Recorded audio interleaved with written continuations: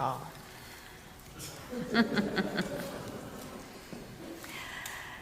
At this time, when lives and possibilities are destroyed by casual, destructive decisions, I aspire for us to be sane leaders, devoted to restoring and awakening the finest qualities of being human, our generosity, our creativity, our kindness. We will not change the world, but we can be islands of sanity where our human spirits come alive and where we contribute in ways that make it more possible for every single one of us. Good morning, all. My name is Pam Romancic. I'm a queer, white, cisgender woman whose pronouns are she and hers. I love serving this vibrant church, and I'm also someone who loves to gather with her colleagues and friends.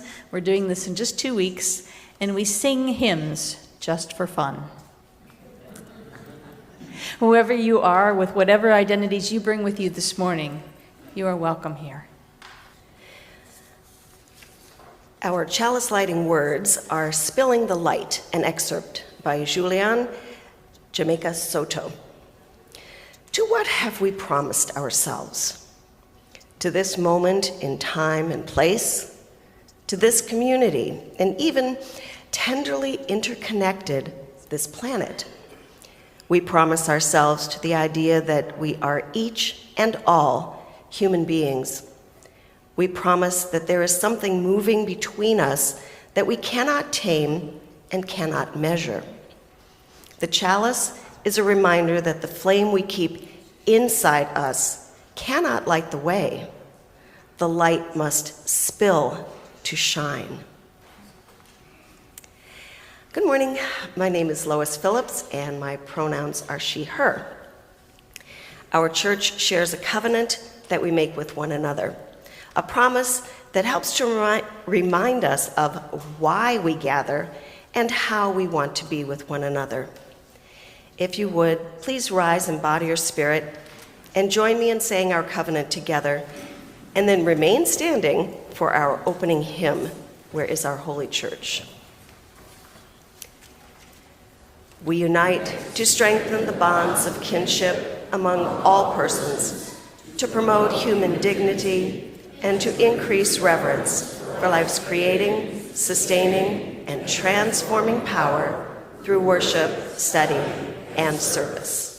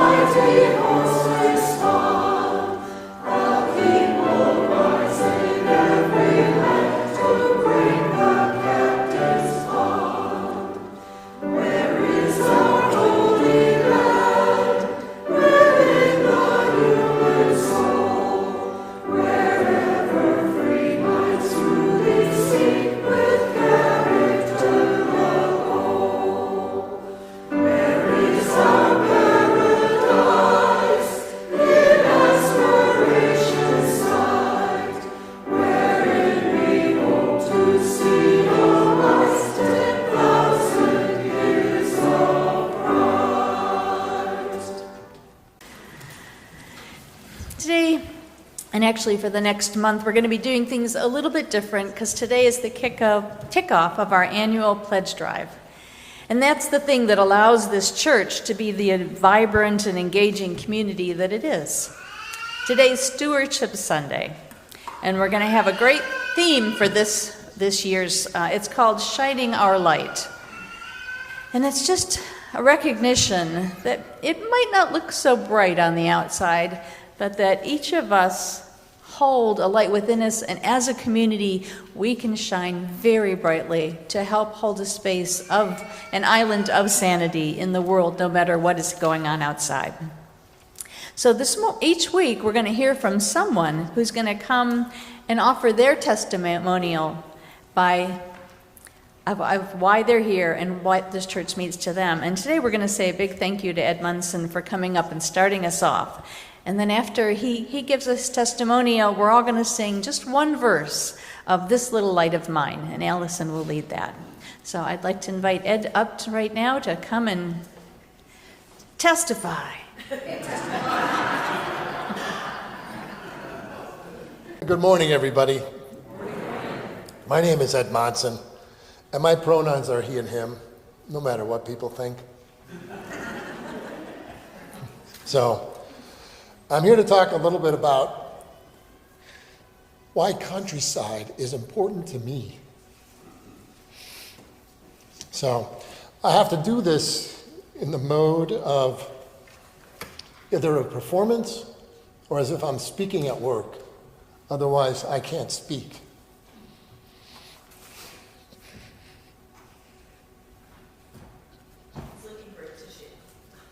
Anyway, so my spiritual journey started when I was a kid. Dressed to the nines in a little suit every Sunday as my mom and I walked to the Lutheran church just a block away from my home.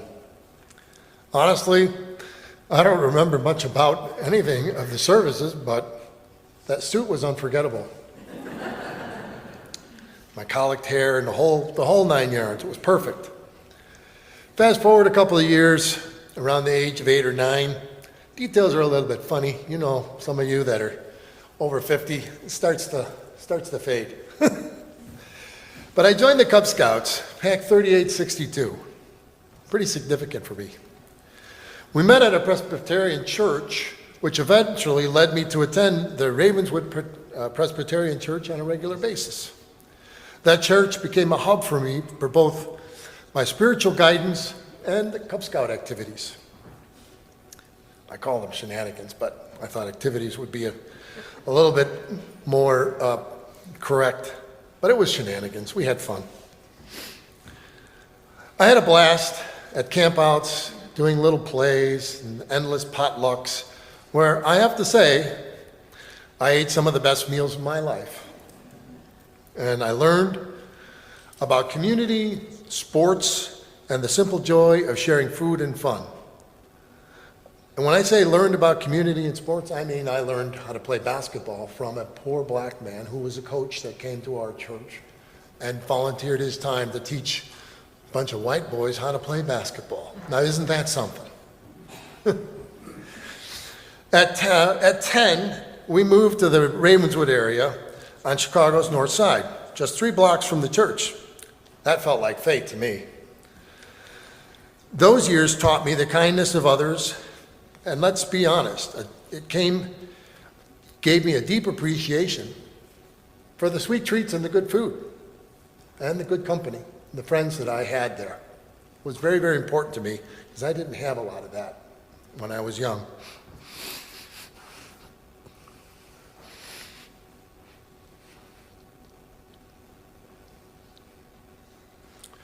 So we fast forward.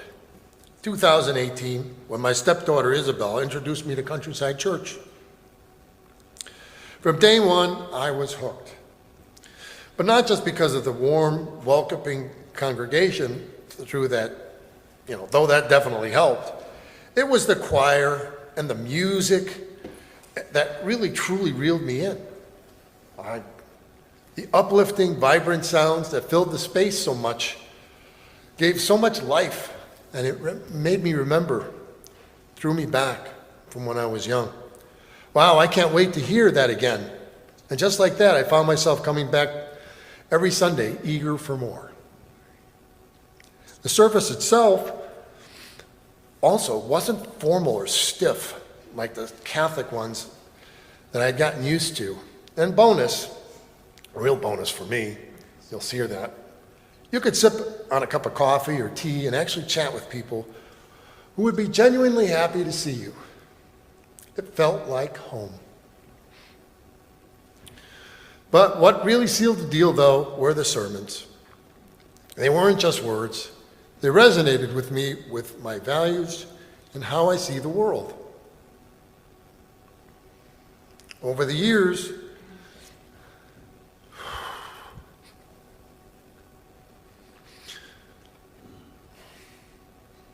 I've loved being part of the activities that help others.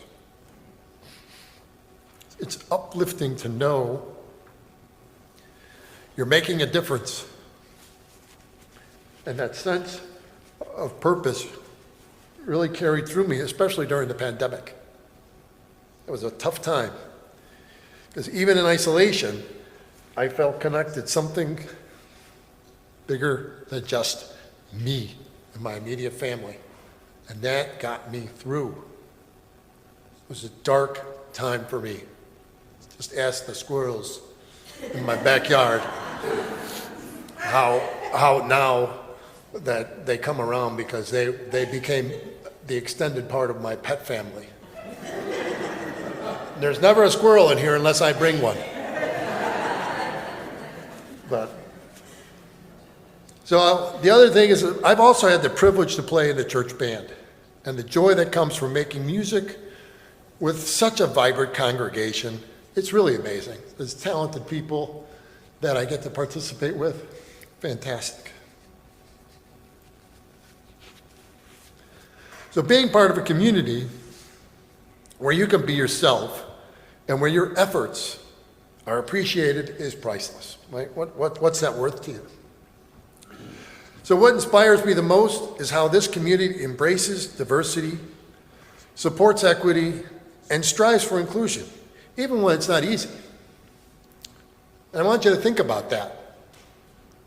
When you do things that are easy, that's great. But when you do things when they're hard and when nobody's watching, that's what my parents used to say. You got to do the right thing even when nobody's watching, right? You do the right thing. And it's hard sometimes. We all have that, our own personalization of that, whatever it is. You know it, whatever it is. So whether you're here to support your beliefs or enjoy the music or just savor the post-service coffee and conversations, it's a powerful and uplifting experience. I'm going to pause for just a second here and ask you all, I want you to take a look at the sanctuary. Just take a look. Try and find some detail about it that you haven't really paid attention to. The lights, you know, the paneling, any little thing that's important to you. That you think and you look around, a clock, whatever, it doesn't matter. Now, I want you to look around you, at all the people, right? Don't just face forward, turn around. You don't have to stand up, but just turn around, go to your left, go to your right, just see who's there. See who's there. All right. So I'm going to come back to the coffee and the sweets. What can I say? Just be honest. They always take me back to my childhood. I didn't have that on a regular basis. So the fun events, the food, the treats, sometimes it's the little things that make for the best days, right? So what's so special about this place? Well, it's you. It's all of you. And every one of you who supports the church, the community, the causes, and the friendships. Through good times and tough ones. You're what makes this place feel like home. So this is why I feel strongly about supporting the church, the congregation, through giving, whatever financial resources you can give, and whatever time you can give. Both are needed. It's not one or the other. It's all of the above. And you do what you can. And you say to yourself, I'm going to feel good about it because I'm making a small difference. Not maybe in the bigger world, but to right here, which is our community. This is our home. We can shape it, and it can be whatever we want and strive for it to be. Thank you for listening.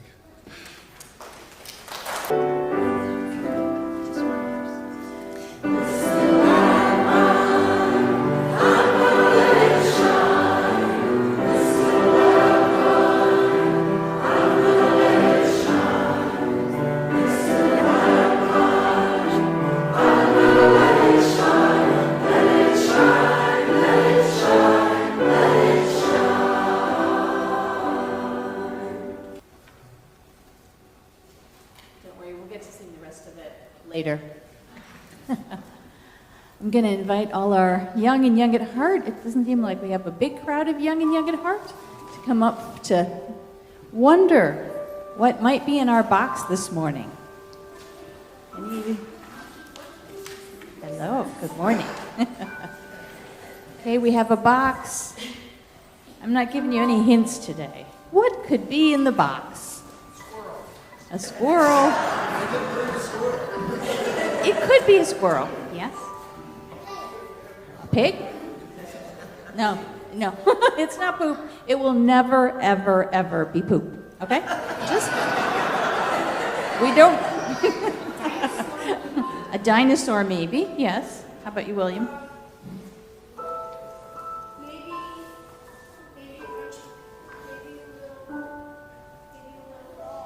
Maybe a doll? Yes. Maybe a book. Yeah, any adults have any guesses this morning? A candle. A candle, that's a great guess. Yeah. Or a star, look at you guys. Now you're thinking. Yeah. Would you like to come up? Okay, come on up, let's see what's in there.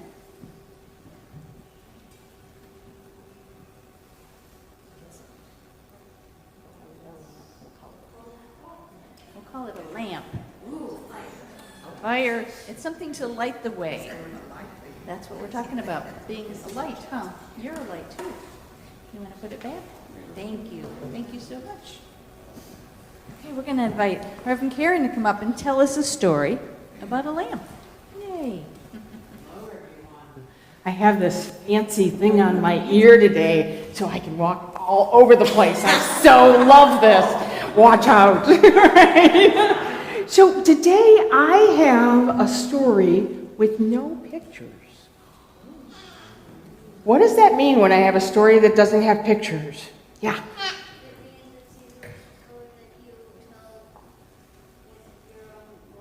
Yeah, a story with my own words. And that means that everybody here, has to imagine what it is that I'm talking about. Yeah, what?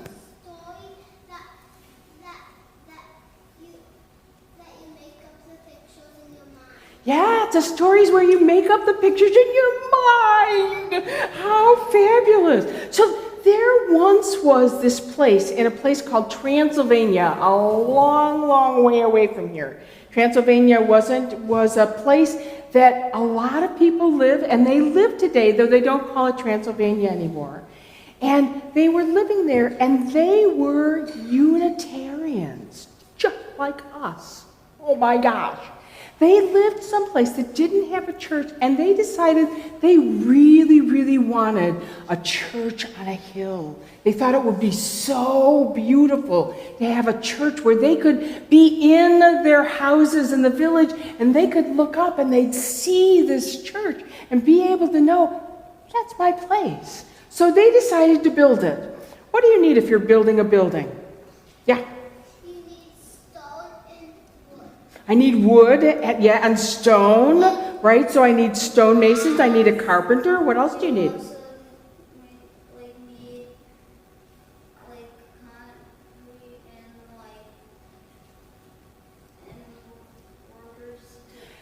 Yeah, workers to build. So there were all of these people in the village who knew how to paint, and some of them knew how to wield a hammer, and some of them knew how to do all kinds of different things.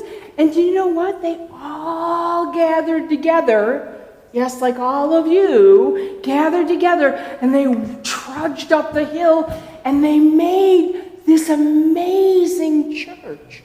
They took stones and they put them together. They took boards, sort of like you can see here, just like Ed asked us to do. They said, we could do this. And they built walls and they built windows and all that stuff. And they got done with it. Do you know what they did? They stood back and they said, look at this. This is amazing. We built this. This is so great. And then they said, we're so hungry. We need to leave and go get something to eat because we want to come back at some point. But really, we're starving because we worked so hard. So most of the people, and this is where I get to walk, most of the people walked back down away from the church. They were like, yeah, that's great. Now I need to go get some to eat. They walked together and they went, and except for Zora and her father. Zora and her father compared. They brought bread and cheese with them. So they sat down right next to the church. Here, I'll sit down over here right next to the church. We'll see if we can get to it. That'd be great. They sat down next to the church and they ate, and it started to get dark, and Zora was like, oh, you know what we forgot? We didn't put in any electricity or any lights in this. It's going to get dark. It's going to be so dark. I don't know what's going to happen. And her father said, it's okay, Zora. The light comes from the people. And Zora was like, I'm not sure exactly what that means. I don't see light coming out of people. But then they looked down the hill. They could see every family coming out of their house. They all had a little light, like the one you brought out, growing. And they were taking it up the hill. Sorry. Everybody gets a cough every once in a while. Look at that, you're so good. Just to remember, it takes all of us. They saw the lights coming up, and do you know, all of those lights, all of those houses gathered as they were coming up the hill, and they each got to the church.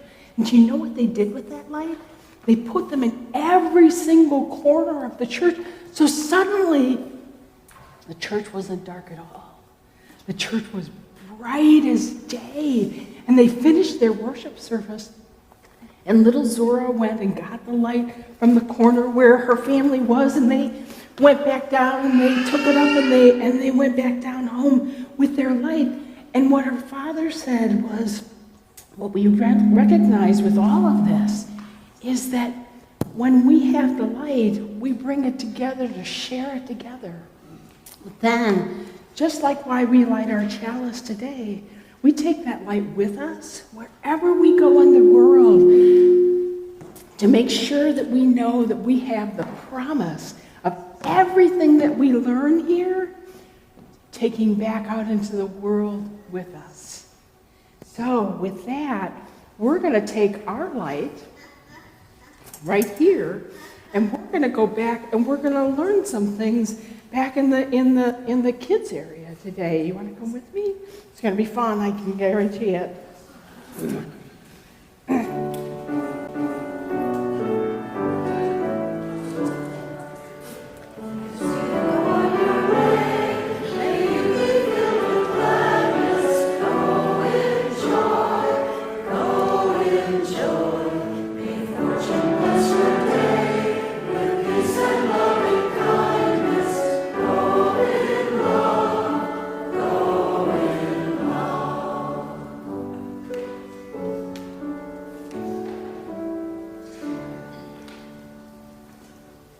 The microphone switcheroo. Many of us dream of having a huge impact on our community. It's a challenge to have that impact alone, but together, with generosity of spirit, financial gifts, time, and love, we'll fulfill our mission. Together, we'll create a beloved community. Together, we'll inspire, heal, and belong. The offering will now be gratefully received.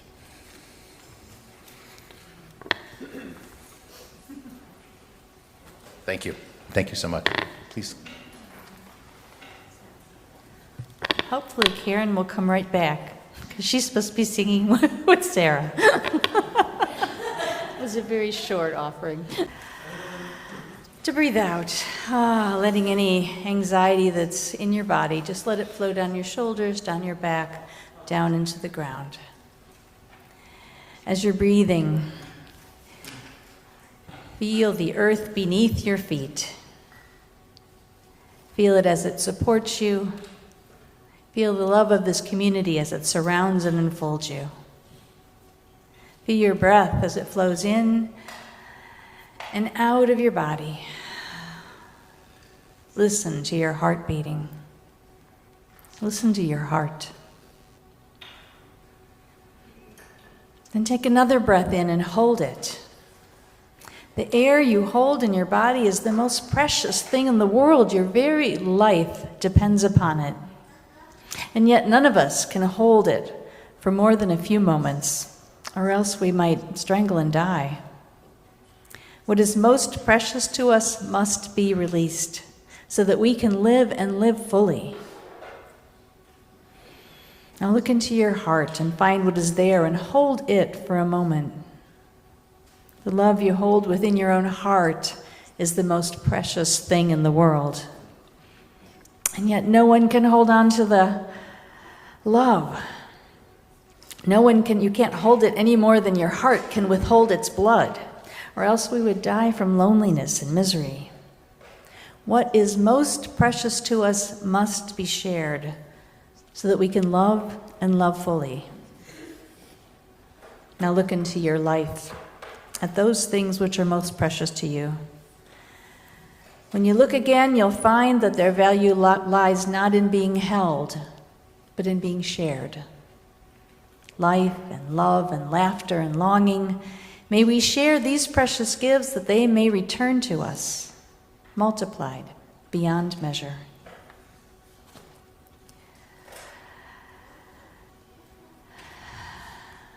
We recognize in this moment joys and concerns which are held within our congregation. Make sure during the week you share anything that comes up in your lives. We remember today all those who lost their lives in the air crashes this weekend. And we send love and care to the families left behind. We offer lots of love and hope for quick healing to Margaret Myron, who had surgery this past week. She reports that her husband is taking very good care of her and that she's doing well. And we also send love and care to Amy Zakowski, who is preparing for a surgery of her own and appreciates all the good thoughts can be sent her way. She does need to find a home for her cat, so if anyone is needing a cat, let us know. And one further affirmation, that it doesn't matter what any person in Washington says. Human gender is a fluid spectrum, and we recognize every single person, no matter what pronouns or identities or transitional states anybody might be in. Saying something doesn't make it so. We here in this church live in reality, and every single one of us is blessed and beautiful. For any other intentions which remain in the secret sanctuary of our hearts, know that you are held and loved. Please remain seated as we sing Spirit of Life.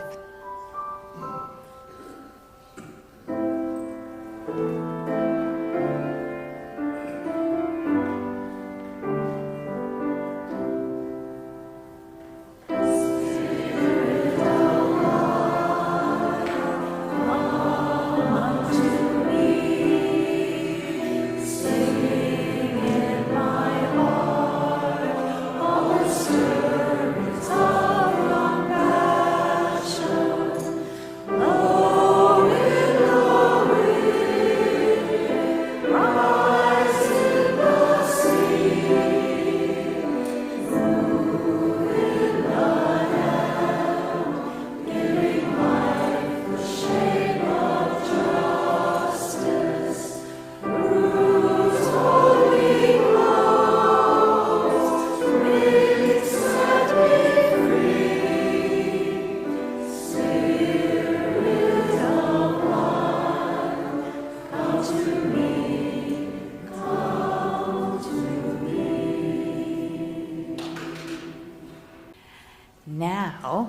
can invite Sarah and Karen to come up and offer us their offertory music, which is a lovely thing.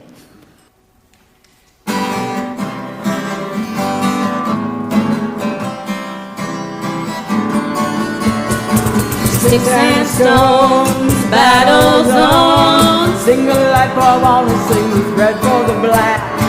sirens wail, history fails, rose-colored glass begins to age and crack, while the politician's shadow box the power ring, and an endless split decision never solved anything.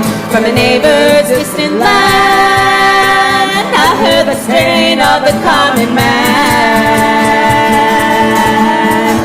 Let it be me. This is not a fighting song. Let it be me. Not a wrong or a wrong. Let it be me. If the world is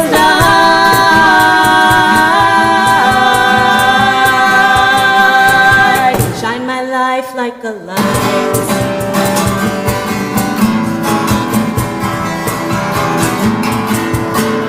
Well, the world seems spent, and the president Has no good idea who the masses are.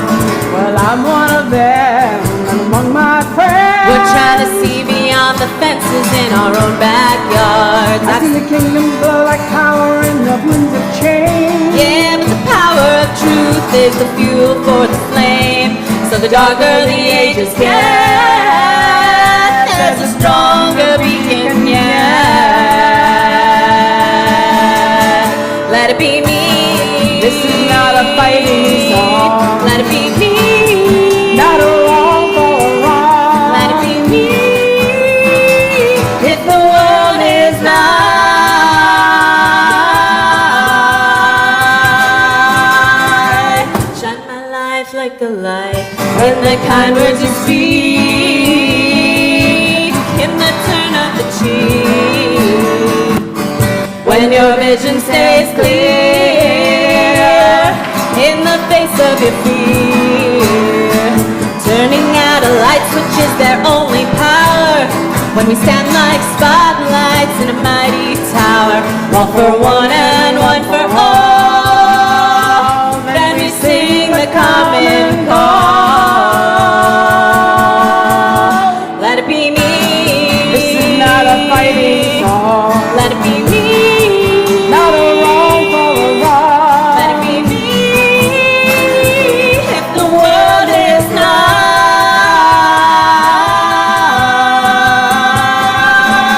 light, shine my life like a light. That was fun. Our reading is Experiencing Without Attachment by Lori Deshane. Accept the moment for what it is. Don't try to turn it into yesterday. That moment's gone. Don't plot about how you can make the moment last forever. Just seep into the moment and enjoy it, because it will eventually pass. Nothing is permanent. Fighting that reality will only cause you pain. Believe now is enough. It's true. Tomorrow may not look the same as today, no matter how much you try to control it. A relationship may end. You might have to move. You'll deal with these moments when they come. All you need right now is to appreciate and enjoy what you have. It's enough. Call yourself out. Learn what it looks like to grasp at people, things, or circumstances so you can redirect your thoughts when they veer toward attachment. When you dwell on keeping, controlling, manipulating, or losing something instead of simply experiencing it. Define yourself in fluid terms. We are all constantly evolving and growing. Define yourself in terms that can withstand change. Defining yourself by possessions and roles and relationships breeds attachment, because loss entails losing not just what you have, but who you are. Enjoy now fully. No matter how much time you have in an experience or with someone you love, it will never feel like enough. So don't think about it in terms of quantity. Aim for quality instead. Attach to the idea of living well moment to moment. That's an attachment you can do. There is no harm. Thus ends the reading. Can anybody believe that that movie, Groundhog Day, starring Bill Murray, came out over 30 years ago? I remember liking it, but I had no idea what a profound movie it was, or is.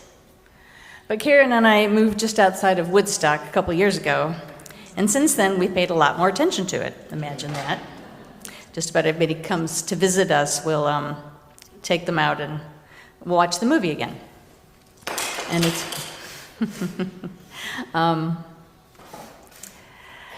it was filmed in 1992 in Woodstock, Illinois, which is the interesting part about it. And, you know, the town goes nuts this weekend. If I wanted to, I could have gotten up at some god-awful hour and seen what Woodstock Willie was going to predict for the year, but we always know it's 6 more weeks of winter. They have a 5K run. The actors come back every year. This year, Stephen Tobolowsky, who played Ned Ryerson, he's going to be the person back this year. And all around the square, there are plaques saying things like, "This is where Phil Collins stepped in a puddle." The Cherry Tree Inn is an actual place that you can stay. It's really beautiful. So you should come out to visit sometime. It's lovely. But I want to talk about the movie today, and hopefully the video jogged your memory, or if you'd never seen it, gave you a gist of what was going on. Because this obviously, obnoxiously self-centered weatherman named Phil Connor gets stuck reliving Groundhog Day over and over and over again, till he finally gets it right and re-enters the time-space continuum somehow. Phil wakes up each morning to the "I got you, babe," and a pair of goofy local disc jockeys just pattering away. And he's stuck in this day that he never wanted to do the first time. And that's easily kind of understood as some kind of living hell, right? And poor Phil does everything that he can think of to escape his curse. He manipulates people, first for the fun of it, and then later for sale, you know, to make himself happy, and then finally to make something else happen. And when all that doesn't work, he starts trying to kill himself. Many, many different ways, waking up every single day to Sonny Cher yet again. Commentators have tried to determine how long Phil was stuck in his Groundhog Day loop, and estimates range from 30 to 10,000 years of repeating February 2nd. Eventually, Phil starts taking an interest in the people in the town, even trying to save the town drunk from dying on the street. But he fails. No matter what he does, nothing changes. Everything he does to control the situation fails. Kind of sounds like life, doesn't it? As much as we would like to control our world, we can't. And Groundhog Day explores this spiritual concept, because from the wheel of samsara in Hinduism to the idea of dukkha in Buddhism to even Islam, which literally translates into surrender, all of these faith traditions are trying to tell us we have to surrender our illusion of control in the world around us if we want to actually enjoy our time here. Because life is continuously in motion. It's a vast, chaotic, swirling experience. And most of the suffering that we experience as humans is because we're trying to hold on to something that we think is good and make it last. But every moment changes. And it's the holding on that gives us our pain. That's a really hard one for me to wrap my head around, because it's telling me that all I have to do to be happy is to let go of everything in my life that makes me happy. I also should let go of safety and predictability and security, but yeah, right. Letting go is kind of like raising your hands above your head on the roller coaster, something I've never done, and trusting that gravity is going to take you where you need to go. And not only trusting, but enjoying what gravity is going to make happen along the way. And scriptures from many different things advise that we surrender what we want to happen and enjoy what is actually happening. That's a really difficult assignment these days. But really, what does any of that have to do with Pledge Sunday? Well, for one, Pledge Drive happens over and over and over again, and you can't get away from it. So it seemed like a logical tie-in. And nobody really likes doing it. Not even those really motivated folks who are on the stewardship team. They bring all their creative energy and come up with all kinds of cool things for you. They would rather that we just sat back and had enough money, right? And that's probably where the comparison to Groundhog Day ends. Because even though it happens every year, it always is a little bit different. Every year has a different cast of characters and is responding to different needs in this particular year, in this particular time. And every year, the money situation is different. It's usually never better, but it's always different. The Bible says the love of money is the root of all evil, but we know that money makes the world go round.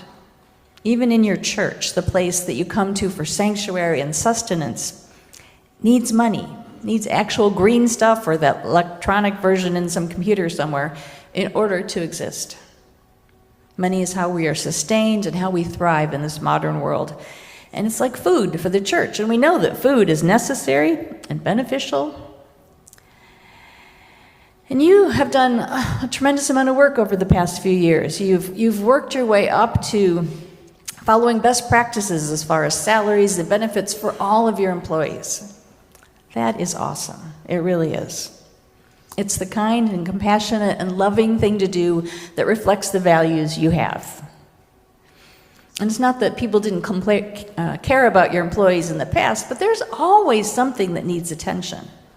So congratulations. It was hard, and you did it. You also give away the entire amount of money that it's raised at your Music with a Mission and your time and talent auctions. That's unheard of. And all the churches that I know, none of them give away all their fundraising to outside places. They all use all of that money to balance their own budgets. So it's an important commitment. And right now, giving money to other institutions that do good in the world is needed. But it's another big outflow of money from this congregation. Those commitments are important, but they're also hard to maintain year after year. Because that's the thing about money, isn't it? You always need more. Kind of like food. You can't eat one day and think you're good. You have to keep eating to survive. And because you're doing those great things, the benefits that you're giving your employees, those costs just keep going up and up and up. In fact, all of the churches' insurances are going up. Those fires in California and the hurricanes on the east still raise premiums right here in the Midwest. It's that darn interconnected web. Not to mention just the basic wear and tear of entropy. Everything falls apart over time, and this isn't a new building anymore. I bet it still feels like one. When you remember something being built, it still feels like a brand new building, doesn't it? And it's not. And finally, there's all of the good work that is done within this building. There's the amazing music that happens every Sunday. There's the children's programs. There's classes and events for adults. And it would be really great to get the children's education back on track and solid again. But now, you know what's coming. It's the hard part. Now comes raising the money to fund the budget that reflects the values that are here in this church. And you can be asking yourself, why this particular plea for your resources? Why should this one be at the top of what you give to? Because if you're like me, you're throwing dozens of those charity letters in the mail every single day. Public radio, the polar bears, microloans for sewing machine for a woman in El Salvador, the ALS Ice Bucket Challenge, Girl Scout cookies. There are lots of people with their hands out in our lives, right? And it's not that we're not generous, but there is such an avalanche of need. You have to say no to most of it, don't you? You just have to, because we can't do it all. Nobody can. So here's the important moment to ask, where does this church, where does Countryside Unitarian Universalist Church fit in my list of where I put my resources? One argument for putting it at the top of your list is that this is a congregational church, which only means that this church only exists because of the people inside of it. There's no outside hierarchy supporting it. The outside hierarchy is actually taking money out of it. So the only thing that makes this church is you, nobody else. And that's really important. But then you have the question, well, how much is enough? What is fair in the larger scheme of things? And these are hard questions, because I know I've wrestled with them my entire life, with all the churches that I've been to. When I barely seem to make ends meet, it's really hard to determine how can I give money to the church. I have to tell you, I struggled really hard when I was in seminary because I always felt of myself to be a generous person.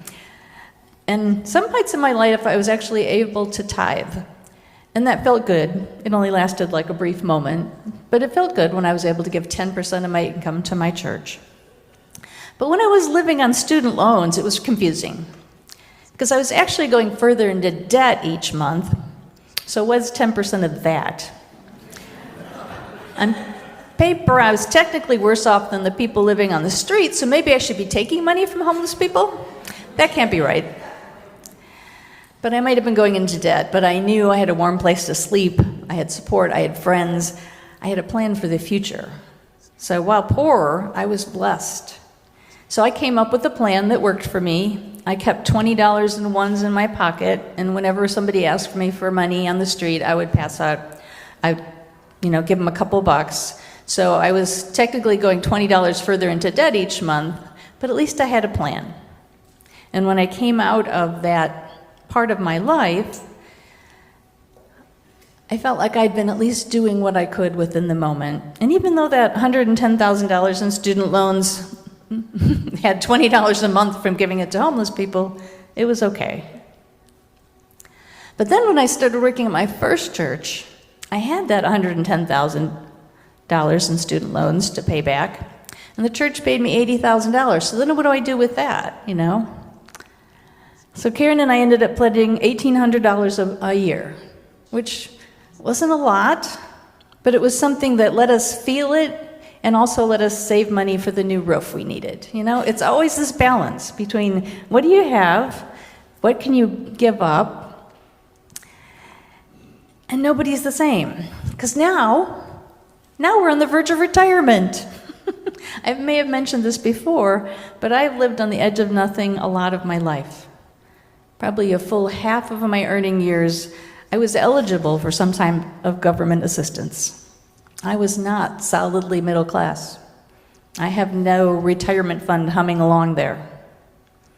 So as we're looking at retirement just around the corner, we're wrestling again with what is the right thing to do. We're doing what I did in grad school. We're choosing an amount that isn't close to tithing, but it's enough to feel that we have to plan around it. We're going to pledge roughly $350 a month, which is about $4,000 a year. It's not the most we could give. We could probably give a little bit more. But we also have to be thinking about what's going on next year, what's going on when we do retire. And that wrestling and that balance is different for every single person in this church. And nobody can tell you what you should be doing. You're the only one that can figure that out. We have a lovely full-color brochure that says if every member of the church gave $2,973 per person, that would be enough to cover everything. But everybody in the church can't do that. We know that. That's kind of crazy. You have kids, or health issues, or job insecurity, or you might even have a big old fund, but you have some kids that are planning on getting it. Everybody has their own story. Everybody has to do their own wrestling with what it means to support this church. And here's the thing, I know it's easier to ignore it, to not think about it, to just do what you've always done, maybe add a couple bucks to it. That's the path of least resistance. Choose a number you don't notice too much. And, I'd like to do that too. Money sucks to think about it sometimes. But look at the world around us. And then figure out how important this church is. How important it is that this church stays in the world. And add that into your figuring.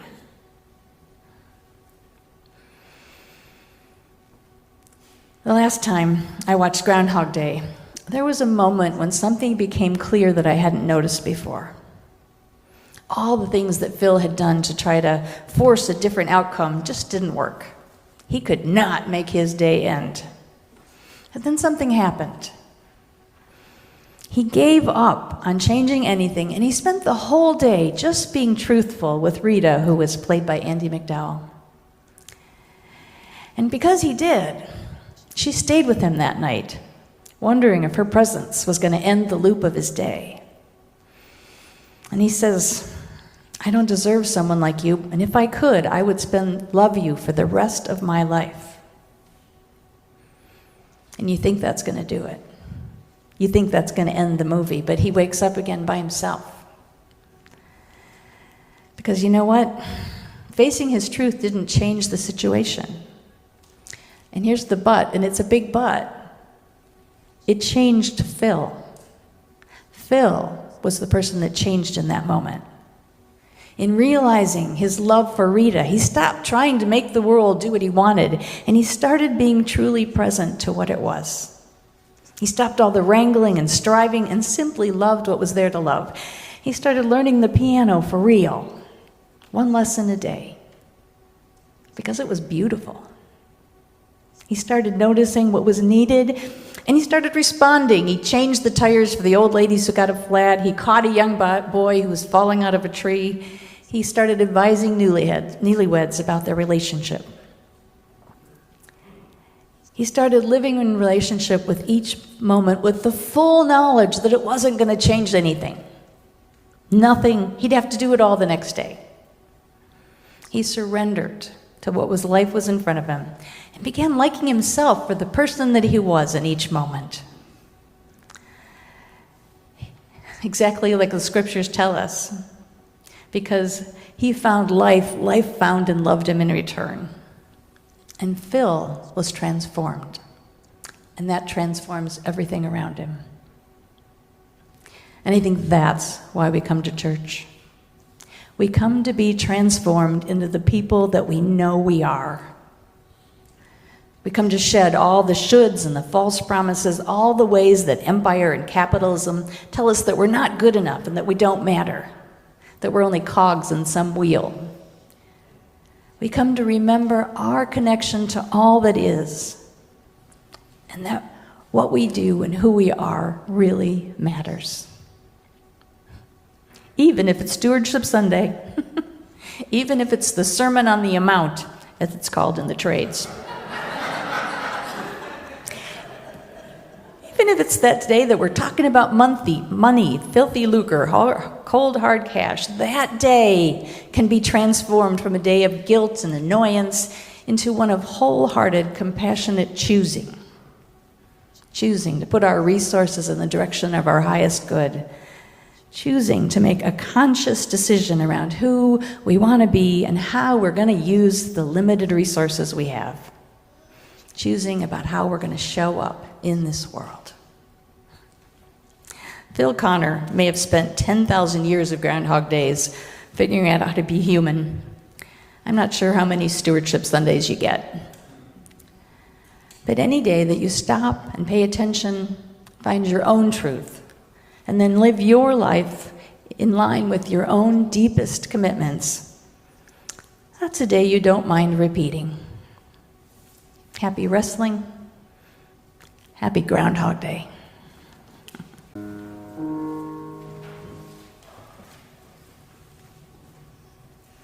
We shall be known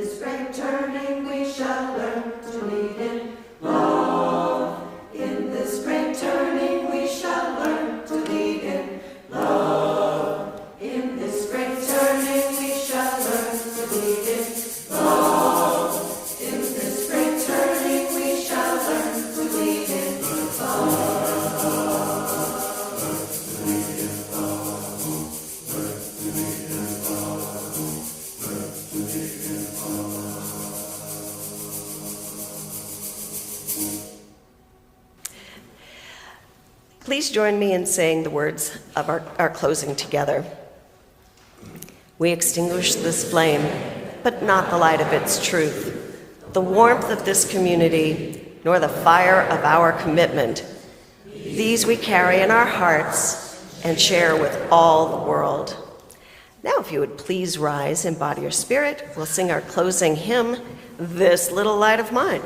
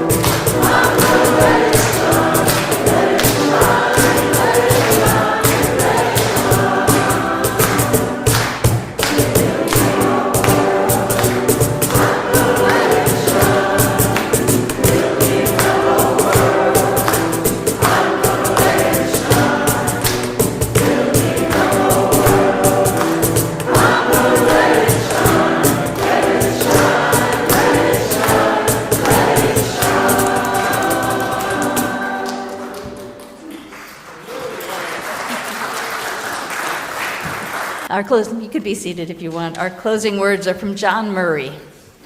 Go out into the highways and the byways, give the people something of your vision. You may possess a small light, but uncover it and let it shine. Use it in order to bring more light and understanding to the hearts and minds of all people. Give them not hell, but hope and courage and kindness and the love of an everlasting God. Amen. Have a great day.